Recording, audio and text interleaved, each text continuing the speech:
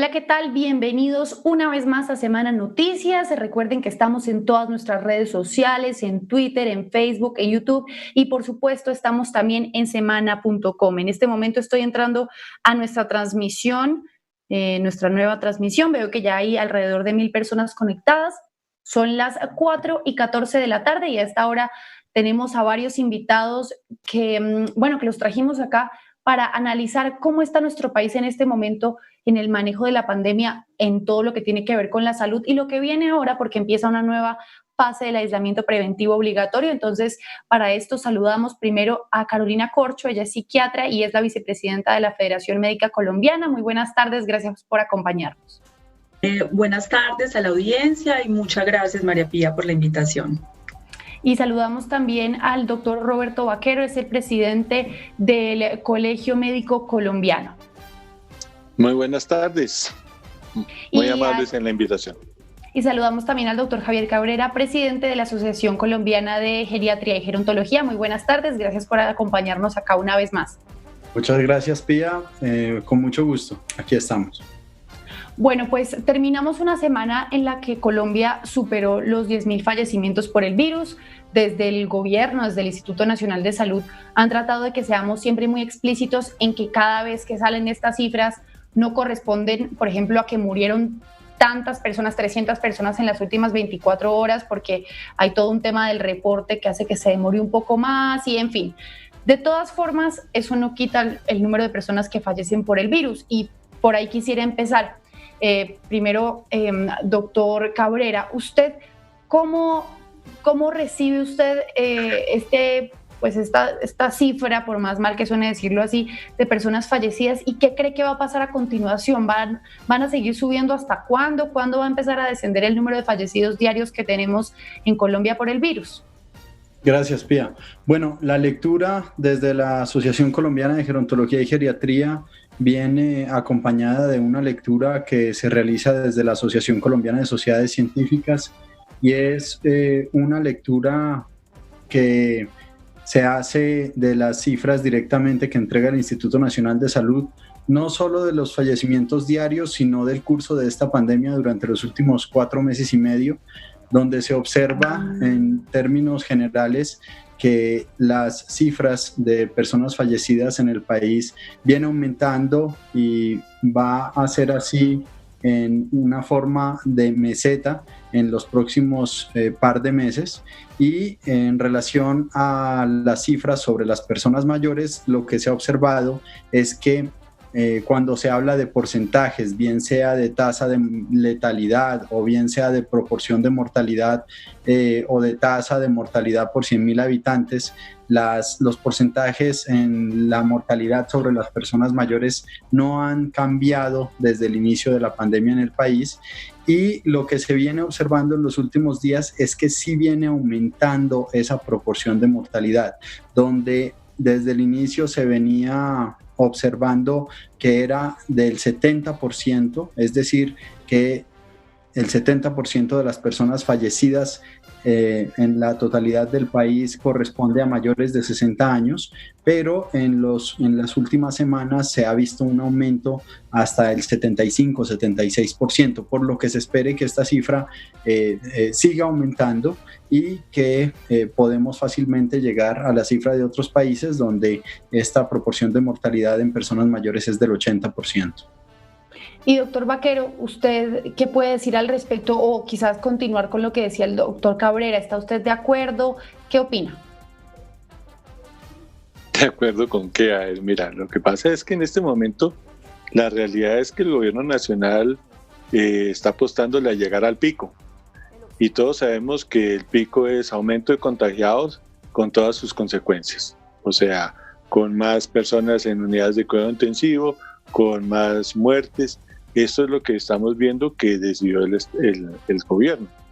Aquí en Bogotá, en las reuniones que hemos tenido con la alcaldesa, ella ha estado defendiéndose con las cuarentenas sectorizadas, dice que ha logrado controlar la pandemia de esa manera, está aumentando la cantidad de unidades de cuidado intensivo.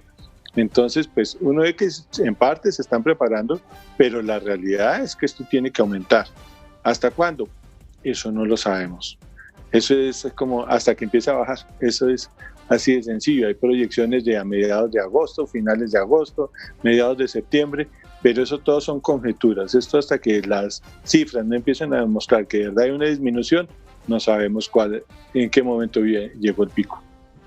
Y doctora Carolina Corcho, ¿qué dice usted al respecto? ¿Cómo ve en este momento, es decir, cómo recibe usted estas cifras de fallecimientos y qué cree que va a pasar a continuación? El aumento evidentemente ha sido vertiginoso. Uno de los asuntos que hay que tener en cuenta es que en todos los sistemas de salud del mundo se presenta reporte tardío de resultados. En Colombia se está calculando que este reporte tardío de resultados puede acarrear 20 días, lo que es todavía peor porque estamos hablando de su registro. La Procuraduría General dice que en este momento hay 70.000 pruebas, resultados de pruebas represadas, lo cual dice que en este momento la situación inclusive puede ser peor de lo que estamos viendo. Entonces, evidentemente, estoy de acuerdo con el doctor Vaquero. En este momento nos encontramos en lo que se denomina una meseta, como ha ocurrido en América Latina. Los países de Europa, Estados Unidos llegaron al pico, pero parece ser que en América Latina lo que se va a presentar es una meseta. El asunto contradictorio en América Latina es que los picos en Europa, cuando había mayor nivel de mortalidad y había mayores niveles de contagios, las poblaciones estaban confinadas. Paradójicamente nosotros estamos viviendo la meseta con las ciudades y con el país semiabierto, lo cual va a hacer que la mortalidad, como ya se está reflejando en la muerte por millón de habitantes día, sea más alta. Colombia estuvo ocupando durante 5 días consecutivos las muertes más altas del mundo por millón de habitantes día. Estuvo ocupando el 5º lugar en América Latina, pero tiene una tasa de contagios, de nuevos contagios, la más alta en América Latina, con 10.000 nuevos casos diarios. Esto responde a esta situación de que lo que se decidió era que se enfrentaba entonces la meseta o el pico con el país semiabierto, lo cual va a traer estas consecuencias. En el mundo, esos picos se han demorado aproximadamente 6 semanas, estando confinados, caso España e Italia. En el caso colombiano, por estar semiabierto, pues probablemente esto se prolongue mucho más y el costo en vidas humanas sea lamentablemente más alto.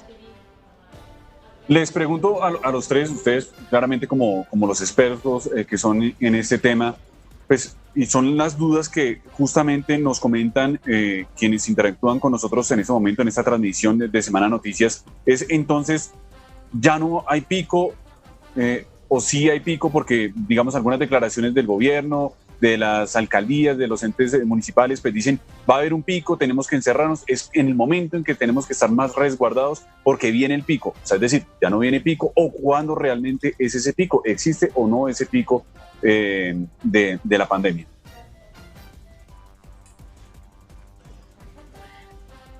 Bueno, a cualquiera de los... Ok.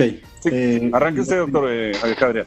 Gracias. Lo primero es comentar que pues Colombia como país viene aumentando el número de casos positivos y también viene aumentando el número de fallecimientos.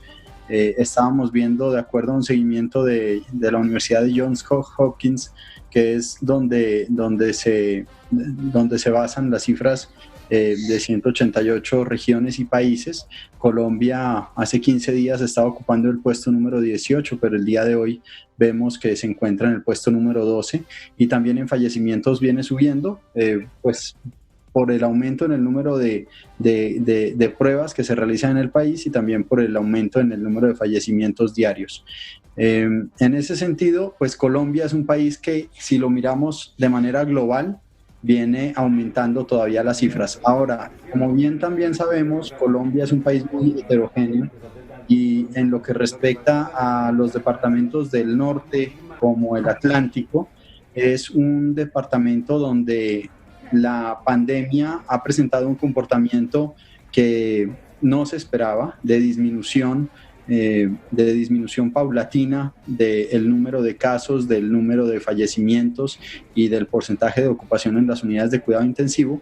Y en otros departamentos como Antioquia, como Valle del Cauca, pues vemos que estas cifras siguen aumentando a través de los días. También en Bogotá estas cifras vienen aumentando y es importante porque pues son regiones principales del país donde se espera que el número de fallecimientos en los próximos días siga aumentando, y donde se espera también que los gobernantes pues tomen unas medidas de política pública que puedan adelantarse y que puedan prevenir la mayor cantidad de muertes posible en estas regiones.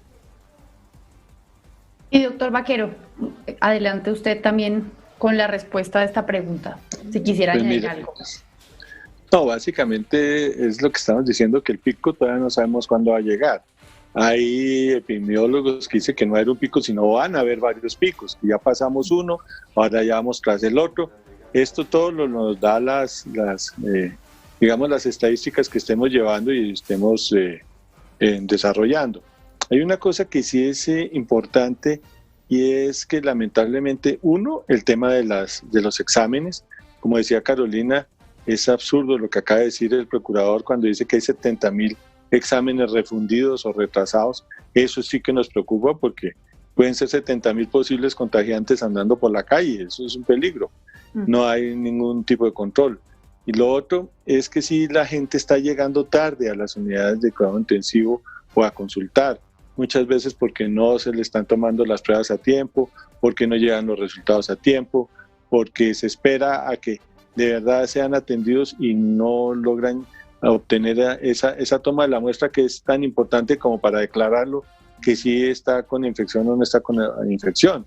Hoy, por ejemplo, yo hablaba con una gente de intensivistas de Montería, y nos decían que el promedio de fallecimientos que ellos tenían en las unidades de cuidado intensivo era muy alto, pero de gente que se había hospitalizado en las últimas 48 horas.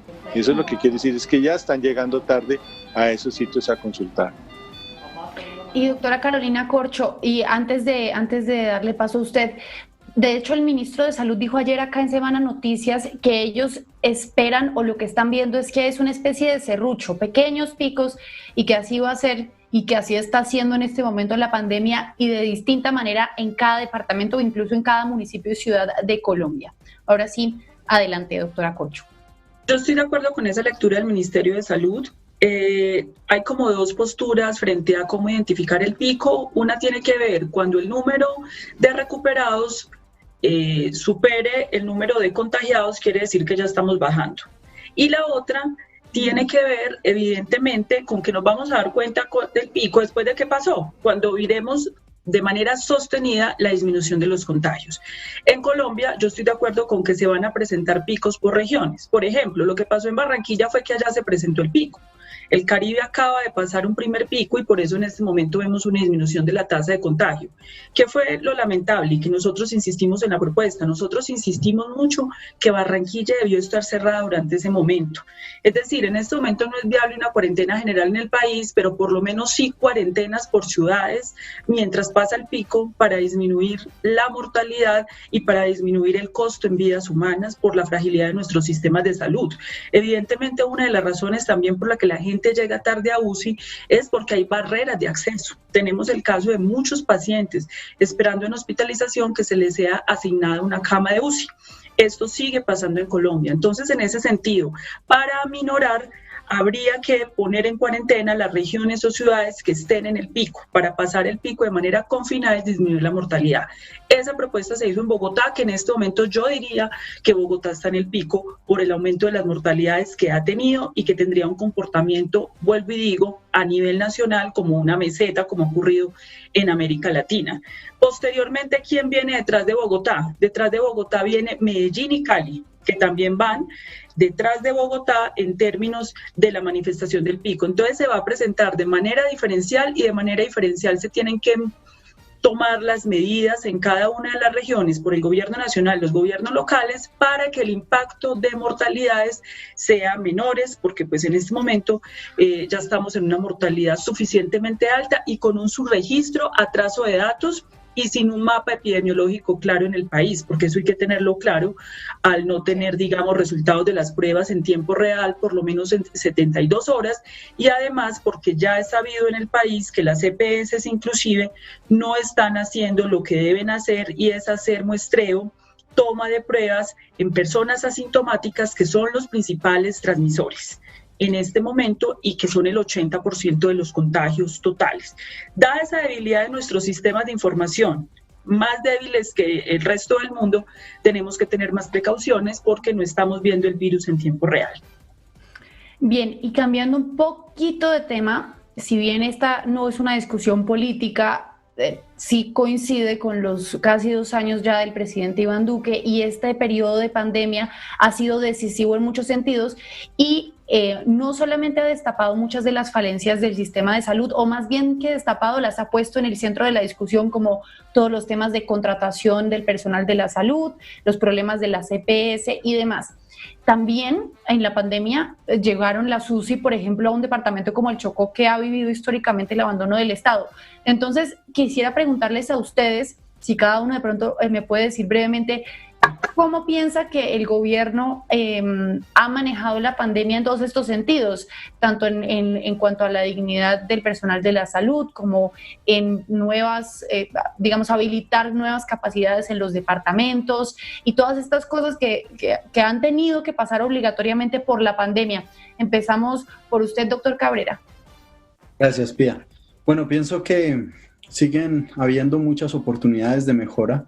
Llevamos 4 meses y medio de pandemia en el país y creo que desde el inicio el gobierno nacional tomó unas medidas preventivas drásticas que fueron las que han ayudado al día de hoy a disminuir muchísimo el impacto de la pandemia en la población, y también debemos ver pues cómo esto logró impactar de manera positiva sobre el sistema de salud. Creo que es un sistema que está mejor preparado, pero lógicamente la pandemia pues también ha desnudado muchas de las falencias que tiene nuestro sistema de salud y que deben ser implementadas unas mejoras en cada uno de los entes territoriales. De esto ha sido muy consciente el gobernador de Cundinamarca, Nicolás García, y a través de su secretario de Salud, que es el doctor Gilberto Álvarez, se ha logrado un fortalecimiento del sistema de salud como nunca en la historia previa. Y esto ha permitido pues que los hospitales se fortalezcan, que los procesos funcionen mejor, que las unidades de cuidado intensivo se fortalezcan, que las formas o los sistemas de atención domiciliaria también lo hagan, que se empiecen a pensar en un sistema sociosanitario hacia los hogares geriátricos o residencias para personas mayores, y es ahí donde está enfocado el tema. Entre las oportunidades de mejora que yo te puedo mencionar de una manera muy directa es las oportunidades que hay para optimizar la atención en los hogares geriátricos del país. De esto venimos con la Asociación Colombiana de Gerontología y Geriatría preparando coincidencialmente el día de hoy un documento de política pública para entregar al Ministerio de Salud para iniciar unos esfuerzos dirigidos de manera específica a esta población, que es donde se espera que pueden llegar a tener las mayores angustias en diferentes momentos en el país. Y doctor Vaquero. Bueno, mira, cuando empezó el tema de la pandemia, ¿te acuerdas que la alcaldesa Bogotá hizo una cuarentena preventiva? En ese momento, los principales entes gremiales nos reunimos y tocamos el tema, lo revisamos, y hay muchas cosas que hay que ser realistas. Uno, nadie en el mundo está preparado para un tipo de pandemia como esta. Nadie, ningún país del mundo, ningún gobierno, ningún sistema de salud. Dos, estábamos aprendiendo. Todo es aprendiendo de esta pandemia. Yo digo que por ahí en unos 5 años nos sentaremos a revisar cómo fue esta pandemia y veremos si de pronto es que la estrategia del señor Trump era la ideal, o la de Bolsonaro, o la que se hizo en Italia, o la que se hizo en España, o la que se hizo en Colombia. Ahí es a donde vamos a poder revisar de verdad cuál fue la que más acierto tuvo. Nosotros por eso en ese momento insistimos y le hicimos llegar al presidente una solicitud de que fuera mucho más radical en su actuación, y por eso fue que hizo ese confinamiento inicial, lo que ayudó de una manera muy importante a que Colombia se pudiera preparar a ir a comprar en una pelea con 180 países del mundo todos los implementos para poder atender este pico que se supone hoy estamos esperando. Lamentablemente sí hubo abuso de muchas partes. Lo que esta pandemia desnudó es la manera tan absurda como se está contratando al recurso humano en salud, todos los problemas que tiene de laboralización, de no pago, de abusos y ahora más encima de agresiones a este sistema, a este recurso humano que lo único que ha mostrado es un compromiso total con el país en enfrentar esta pandemia sin muchas veces los mismos implementos de bioseguridad, que fue algo que nosotros hemos reclamado desde el principio y que lamentablemente hoy, ya después de más de 100 días, hay sitios donde todavía no dan los implementos de bioseguridad para poder atender a la gente. Entonces, esto es un sistema que lamentablemente no es de salud, es un sistema de atender enfermos. Ahorita, pues por eso es que estamos atendiendo, pero es un sistema que debe cambiar a lo que es un verdadero sistema de salud, que es evitar que la gente se enferme. Por eso nuestra posición ahora que hay que tener mucho cuidado es con la atención básica primaria, esa atención primaria en salud, que hay que hacerla a esta gente de la pandemia para que exactamente no lleguen ya complicados a las unidades de cuidado intensivo o a los hospitales a llenar todos esos servicios de urgencia cuando se hubiera podido controlar de una mejor manera esta infección antes. Entonces, sí preocupa esto, hay que hacer una revisión, hay que ponerse a valorar cuál es el verdadero valor de todas las instituciones que están participando en este sistema, y lo que sí hay que hacer es tener en cuenta el recurso humano en salud, las malas condiciones en las que está, y esto tiene que el gobierno ser muy consciente que tiene que revisarlo y buscar la mejor laboralización y el respeto que tenga y el respeto a la autonomía por un trabajo digno de todo este recurso humano en salud. Y Carolina. Bueno, yo haría la evaluación, digamos, de las medidas que ha tomado el gobierno como en 3 puntos. Primero, fue acertado el confinamiento, que fue fundamentalmente agenciado por los gobiernos locales y sobre todo el gobierno de Bogotá, que se hizo al principio porque efectivamente este sistema de salud no estaba preparado. Esto es un sistema de salud que el año anterior presentó 1 millón de quejas ante la Superintendencia de Salud por inatención, 220.000 tutelas por no prestación de servicios de salud, el 70% referidas a medicamentos y tratamientos que están en el POS. Y es un sistema que entre 1998 y 2010 presentó 1.300.000 muertes evitables. Es decir, esto es un sistema de salud fallido y lo que nos está cobrando factura es no haber hecho las reformas a la salud de reglamentación de la ley estatutaria en Colombia. Entonces sí se necesitaba ese tiempo para fortalecer el sistema de salud. Sin embargo, el Observatorio Fiscal de la Universidad Javeriana lo que presenta es que de 7 billones de pesos que se dijeron en ese momento que se iban a invertir en el sector salud, solamente por parte del Ministerio de Hacienda se han presentado giros por 0.9 billones de pesos. Entonces sí queda, digamos, un manto de duda de qué tanto se fortaleció financieramente un sistema de salud que ya venía con un déficit fiscal que supera los 15 billones de pesos. Lo segundo, el confinamiento y la crisis implica una inversión social, una renta básica para la población informal, para que la población informal se pueda confinar. Eso implica una inversión social que en Colombia ha sido de las más bajas de América Latina. Colombia no ha alcanzado a invertir el 4% del PIB en esa inversión social para la población informal para que se quede en sus casas. Perú y Chile han invertido el 9 y el 12% del PIB. Luego ahí, digamos, no ha habido una política sólida desde el punto de vista social que garantice que la gente esté en la casa. Por tanto, la gente se ha sentido asfixiada económicamente y esa es la razón por la que es tan difícil implementar una política de aislamiento en el momento del pico, que es cuando más lo necesitamos. En cuanto al tema del fortalecimiento del sistema, se le reconoce al gobierno el aumento de UCIs de 1.843, ya van un poco por encima de las 7.000, el gobierno proyecta llegar a las 10.000, ha sido positiva la adquisición de respiradores, pero ahí hay un vacío en esa política, el recurso humano en salud. Desde el primer momento se le hizo una propuesta concreta al gobierno nacional que tenía que hacer una planeación estratégica del recurso humano en salud. ¿Cuántos especialistas, médicos, enfermeras, intensivistas tengo en el país? Y cómo reorganizo y optimizo ese recurso humano, cómo lo contrato por plantas temporales para atender el pico.